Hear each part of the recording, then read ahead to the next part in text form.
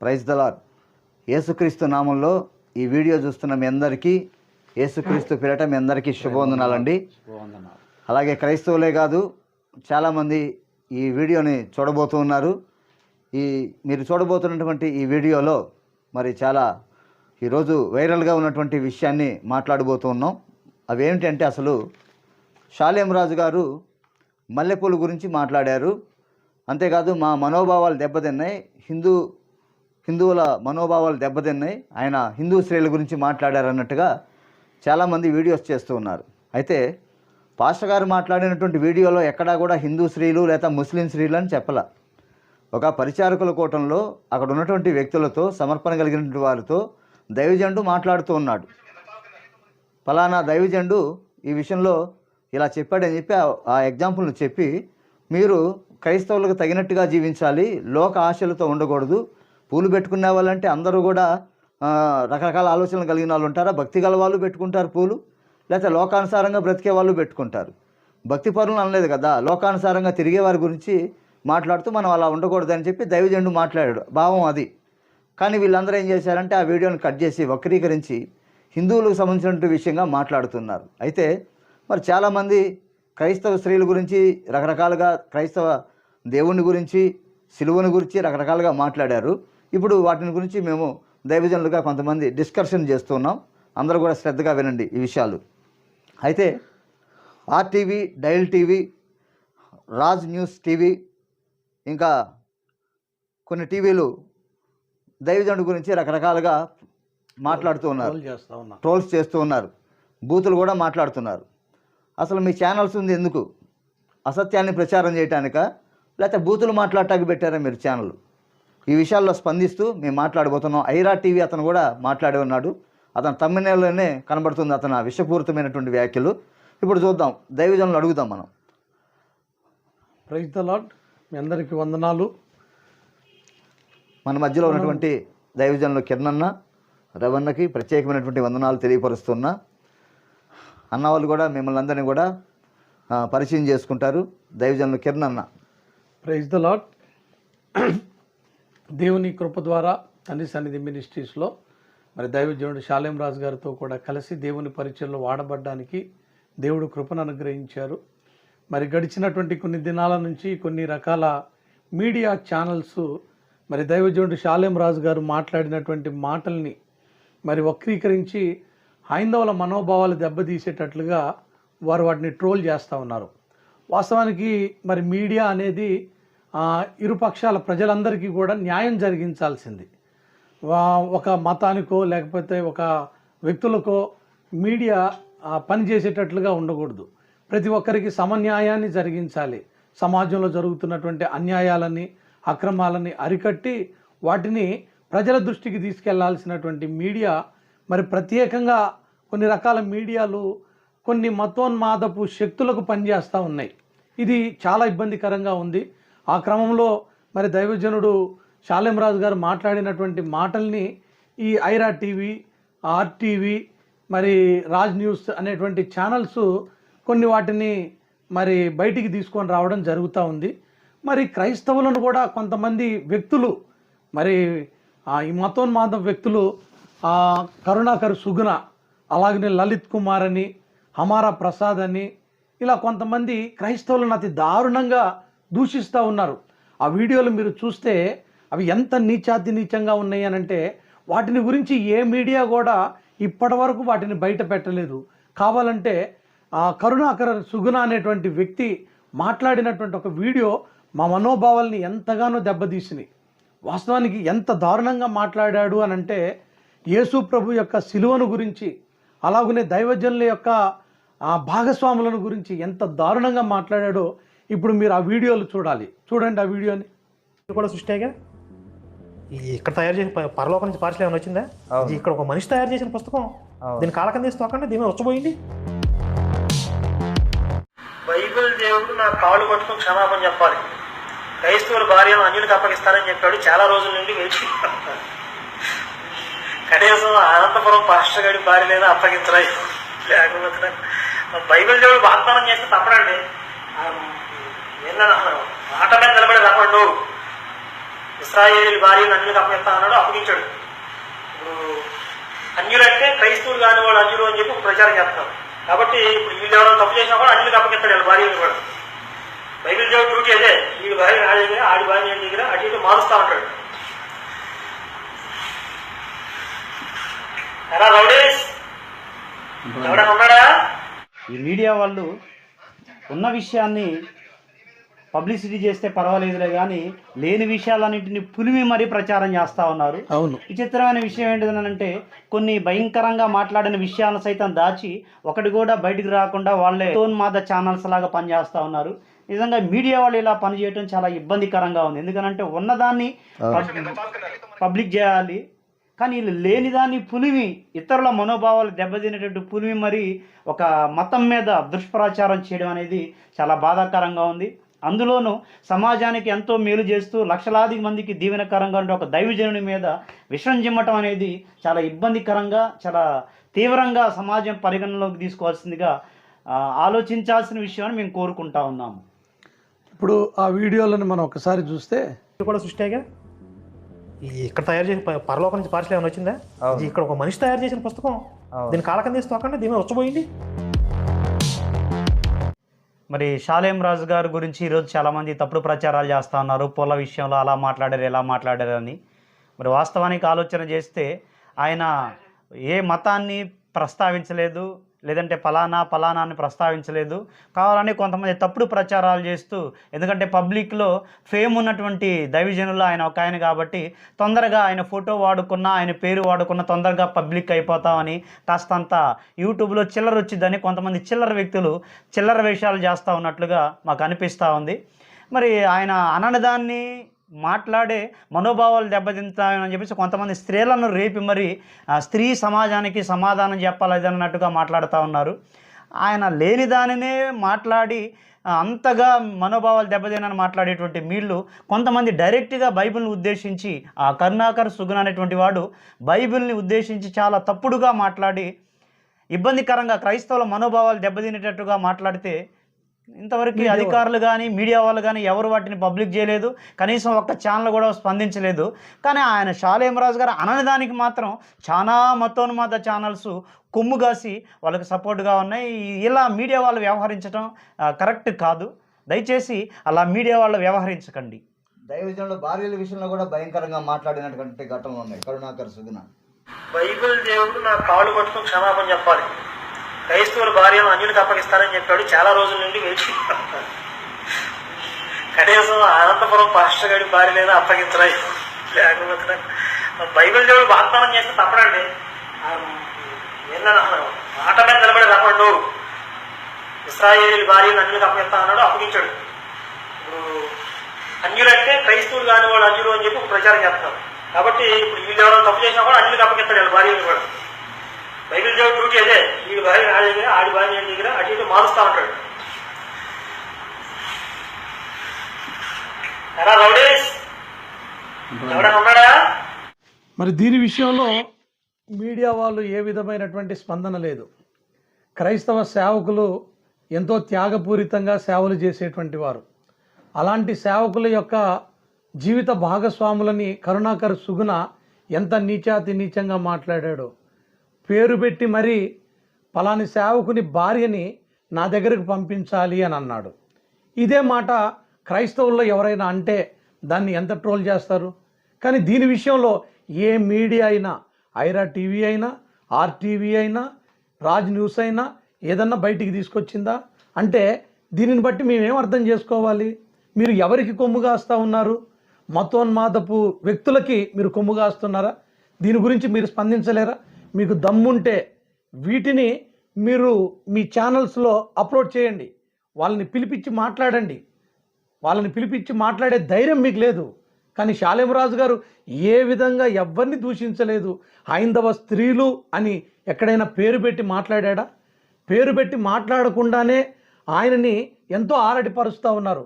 ఈరోజు సమాజంలో ఎంతో విలువగా, ఎంతోమందికి ఆశీర్వాదకరంగా ఉన్నటువంటి దైవజనులని ఇంత దారుణంగా నీచంగా మాట్లాడుతూ ఉన్నారు. మరి ఈ కరుణాకర్ సుగుణాన్ని మీరేం చేస్తారు? వాని విషయంలో మీరేమైనా స్పందిస్తారా? ఆ ధైర్యం మీకుందా? దీని గురించి మీరు మాకు సమాధానం చెప్పాలి. వాళ్ళకి ఆ ధైర్యం లేదు, ఎందుకంటే చిల్లర కోసం చేసే చిల్లర వ్యవహారాలు కాబట్టి. అవును, చిల్లర కోసం చేసే వాళ్ళు అంత ధైర్యం ఎందుకు చేస్తారు? చేయలేరు వాళ్ళు. క్రైస్తవ సమాజాన్ని దూషించాడు ఇంకొకడు, ఎవడు వాడి పేరేంది, చాట్లపల్లి కళ్యాణ్, వాడి మాటలేనండి. క్రైస్తవ సంజా కొడకల్లారా, జాగ్రత్తగా గుర్తుపెట్టుకోండి. మీరు మా ఇళ్లలోకి వచ్చి మత ప్రచారం చేశారు కానీ ఏ హిందువు మీ ఇళ్లలోకి రాలేదు.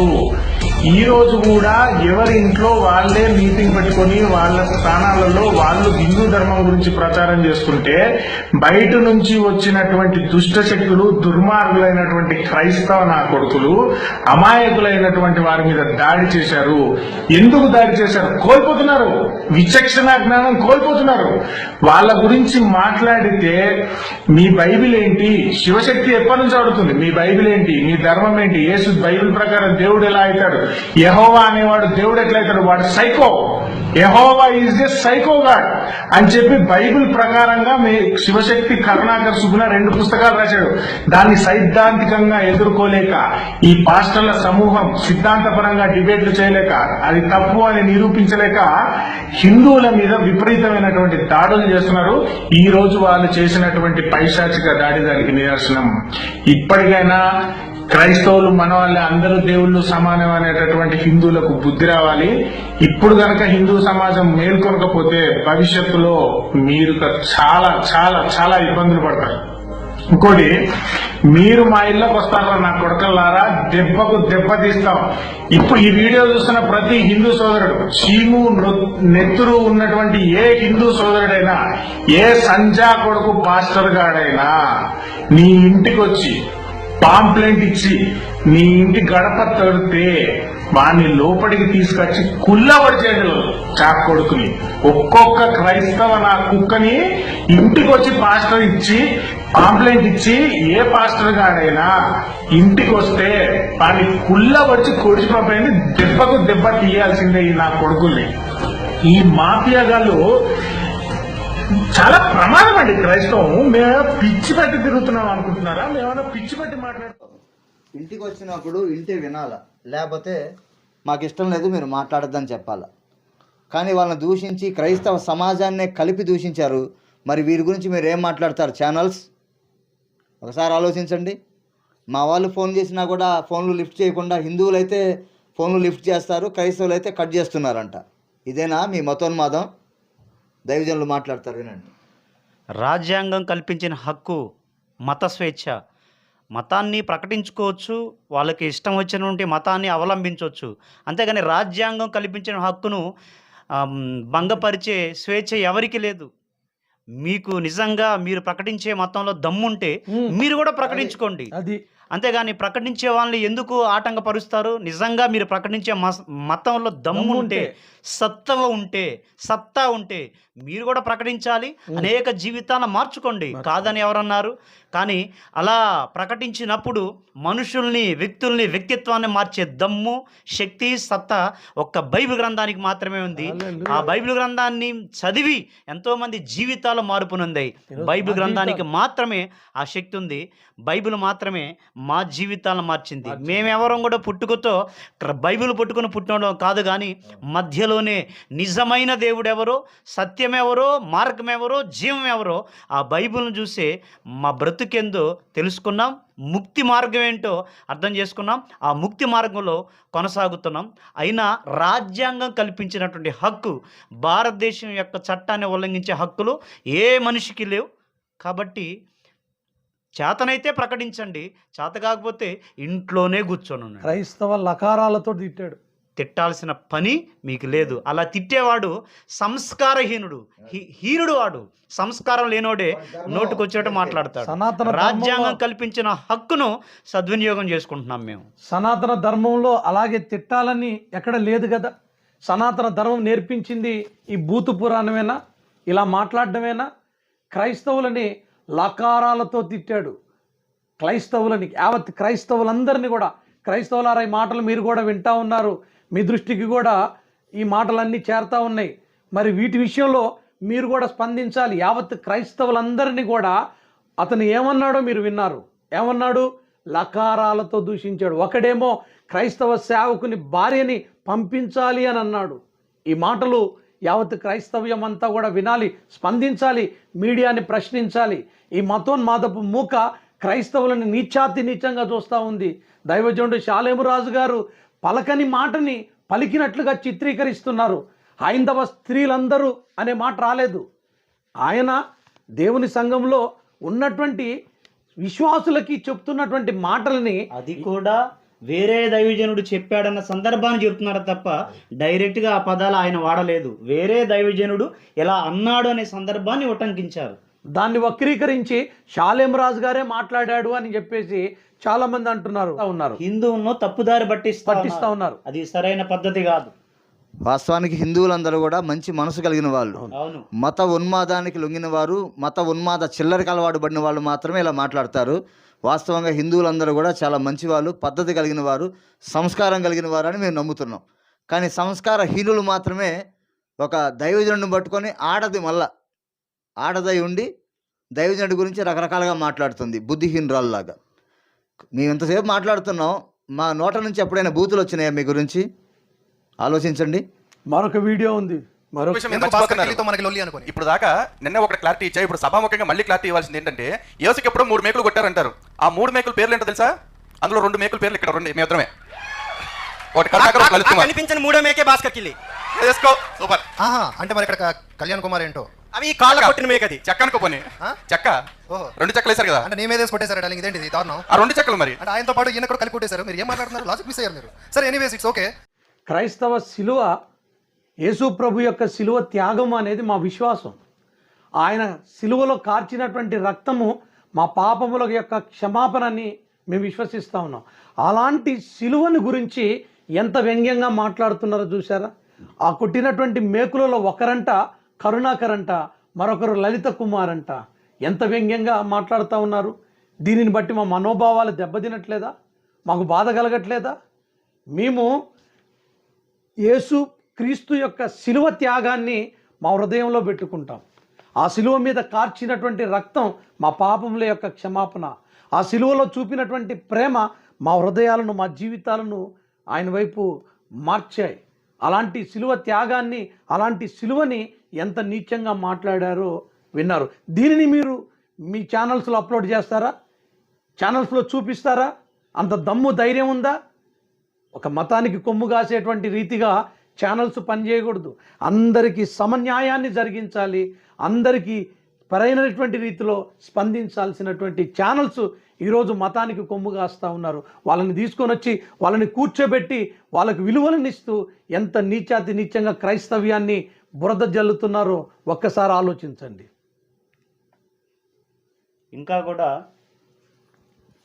ప్రియాంక చౌదరి అనేటువంటి ఆమె, ఆ పార్వతి అనేటువంటి ఆమె భయంకరంగా మాట్లాడుతూ ఉన్నారు. అంటే మా హిందువుల యొక్క మనోభావాలు దెబ్బతిన్నాయి, పొల గురించి మాట్లాడారు అని చెప్పేసి.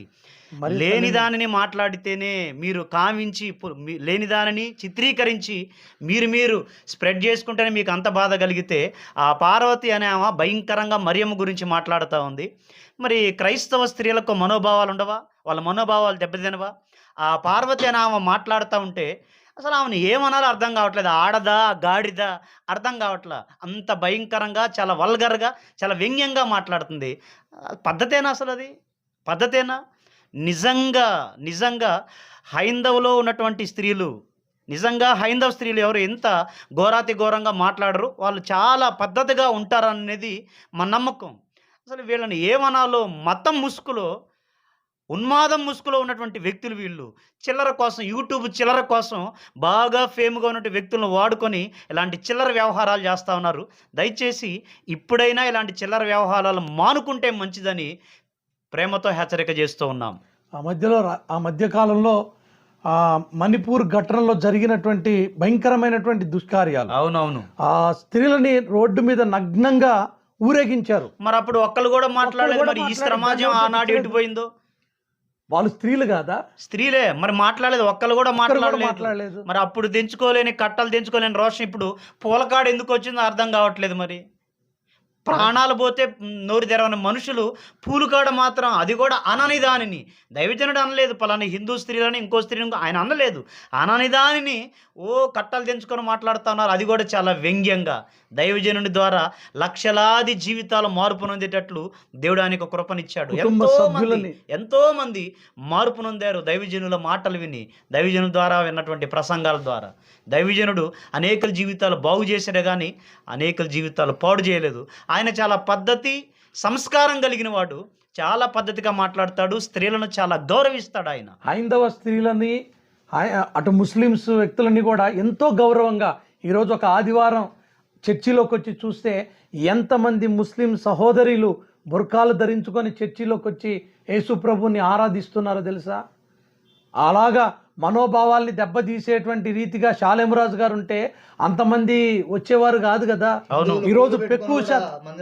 ఈరోజు ఎక్కువ శాతం ఈ తండ్రి సన్నిధి ఛానల్స్ని ఫాలో అవుతున్నటువంటి వారు ఎక్కువ అన్యులే ఉన్నారు. ఎంతోమంది కలిశారు, వాళ్ళ భావాల్ని తెలియపరుస్తున్నారు. దైవజనుడి ద్వారా అందిస్తున్నటువంటి వర్తమానాల ద్వారా మేము ఎంతో భక్తిని నేర్చుకుంటున్నామని వాళ్ళ స్పందన తెలియపరుస్తున్నారు. ఆశీర్వాదకరంగా ఉన్నాయని చెప్పేసి ఎంతోమంది సాక్ష్యం ఇచ్చారు. అలాంటి దైవజనుడిని ఇంత నీచాతి నీచంగా మాట్లాడుతున్నారు. దైవజనుడి కుటుంబంలో ఉన్నటువంటి వ్యక్తులని, భార్యని, తల్లిగారిని, తన తోబుట్టువులని. ఇదేనా హైందవ సాంప్రదాయంలో, ఒక సనాతన ధర్మంలో ఈ విధమైనటువంటి మాటలు మాట్లాడాలని సనాతన ధర్మం నేర్పించిందా? ఇదేనా మీ సంస్కృతి? ఛానల్స్ వాళ్ళు మళ్ళీ తప్పుడు ప్రచారాలు చేస్తూ ఉన్నారు వాళ్ళు మాట్లాడే మాటలన్నింటినీ. ఛానల్స్ వాళ్ళకి ఇది సబబేనా? ఇది విషయంలో యావత్ క్రైస్తవ్యం అంతా కూడా దీని గురించి ఆలోచించాలి. లేనిపోని విషయాలన్నిటిని కూడా మరి పులుముతా ఉన్నారు. ఈ ఛానల్స్ వారిని గురించి, అలాగనే మతోన్మాదులను గురించి ఖచ్చితంగా ప్రతి ఒక్కరు కూడా మీ స్వరాలు విప్పాలి. ప్రియులారా, మీరందరూ కూడా దీని విషయమై స్పందించి క్రైస్తవుల పక్షాన ప్రతి ఒక్కరు కూడా గలం విప్పాలని ప్రభు పేరట మనవి చేస్తా ఉన్నాను. క్రైస్తవ స్త్రీలు కూడా స్పందించాలి. క్రైస్తవ స్త్రీలు కూడా స్పందించాలి. మరియమ్మ గారిని దూషించినప్పుడు, కొంతమంది స్త్రీలను, దైవజనుల భార్యలను దూషిస్తున్నప్పుడు క్రైస్తవ స్త్రీలు కూడా స్పందించాలి. నిజంగా రోషం తెచ్చుకొని ఈ విషయంలో క్రైస్తవ స్త్రీలు కూడా ముందుకు కొనసాగాలని ప్రభు పేరట కోరుతూ ఉన్నాము. అంతే. వీడియోని మీరు అందరూ కూడా ఒకరినొకరు షేర్ చేసుకోండి. ముఖ్యంగా ఎవరైతే క్రీస్తు రక్తంలో కడగబడ్డారో మీరందరూ కూడా మన వాళ్ళందరికీ తెలియపరచండి. వాస్తవం తెలియాలి. ఈ టీవీ ఛానల్స్ ఎంత మతోన్మాదంతో నింపబడ్డాయో, ఒక వర్గానికి కొమ్ము కాసే విధంగా ఎలా ఉన్నాయో ఒకసారి అందరికీ తెలియాలి. అలాగే ఛానల్స్కి తెలియపరుస్తున్నాం. మీరంటే భయపడేవాడు ఎవరు లేడు ఈరోజు సమాజంలో. మేము పబ్లిక్, ప్రజల చేత, ప్రజలు ఎన్నుకున్న ప్రభుత్వం, ఏదైనా ప్రజలు ఎన్నుకున్న ప్రభుత్వం, అందరూ ఉంటారు, అన్ని వర్గాల వాళ్ళు ఉంటారు.